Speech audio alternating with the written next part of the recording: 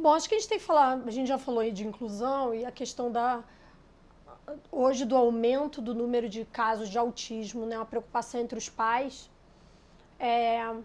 Já se pôs a culpa em absolutamente tudo, né? E a gente sabe que é multifatorial o desenvolvimento do autismo.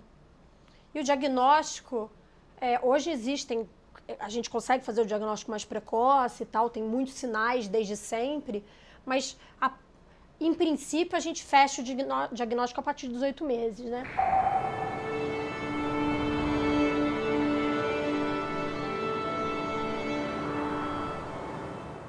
E tem um vasto espectro de autistas, né?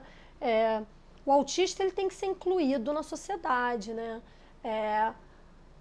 E ele tem que ser bem diagnosticado, porque assim, a gente vem de uma fase que todo mundo tinha déficit de atenção.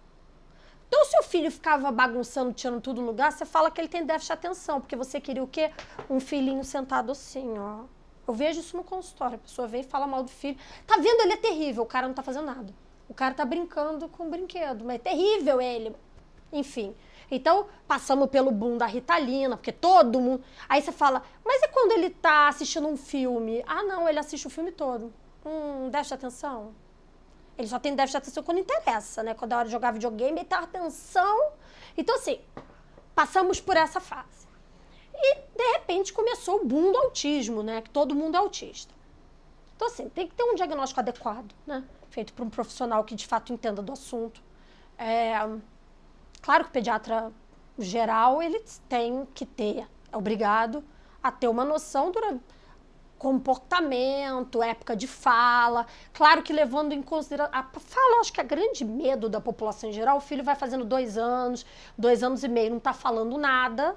É claro que esse é o grande paro das pessoas, né? Nunca é a coisa de preferir o objeto do que o olhar dos outros. Nunca é, ele mama e não olha no meu olho. Nunca é essa conversa que eu ouço. Meu filho não fala. É a maior causa de procura pelo rolê do autismo, né? Só que tem muita criança que não fala porque é mal estimulada, porque está acostumada a gritar para conseguir as coisas e dar tchau pro choro é muito difícil. Então, às vezes, na primeira consulta, você fica mesmo na dúvida. E aí, mudando o comportamento dos pais, até a criança começa a falar. Então, é um diagnóstico que você precisa de vários sinais. Não falar não basta. Então, as pessoas têm que ficar calmas em relação a isso, porque isso é o maior pavor de todo mundo. Vai passando o tempo, o cara não fala. Outro tema que a gente já abordou, né, até com a Joana, é a questão do cara que é bilíngue ou trilíngue. Esse cara vai demorar mais para falar mesmo, né? Então, uma coisa que é importante perceber em relação a isso é a comunicação do seu filho. Não é só a fala, é a comunicação. Ele se comunica. Como é essa comunicação, né? Acho que isso é um ponto importante. Ele olha no olho, né? Ele se comunica bem com você. Como é isso? Outra coisa relacionada ao autismo é o medo de que a vacina vai gerar autismo, né? Tem a vacina que a gente dá com 1 ano e 15 meses, que é a vacina do sarampo, e esse diagnóstico geralmente vinha aos 18 meses. Então, criou-se uma lenda, isso começou nos Estados Unidos na década de 90, já foi revirado de cabo a rabo esse tema, mas aqui no Brasil as coisas demoram 20 anos para chegar, então a gente está com essa discussão na sociedade, com os fake news que a gente não precisa mais do que, né? Fake news juntando com o pavor que todo mundo tem do autismo, de que a vacina causa autismo. Então, assim, vacina não causa autismo, né?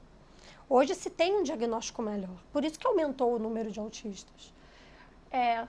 Hoje tem um espectro. Antigamente a gente considerava o autista só o autista que tem um quadro mais profundo, né? Hoje tem um espectro que te permite classificar quadros mais leves dentro desse espectro.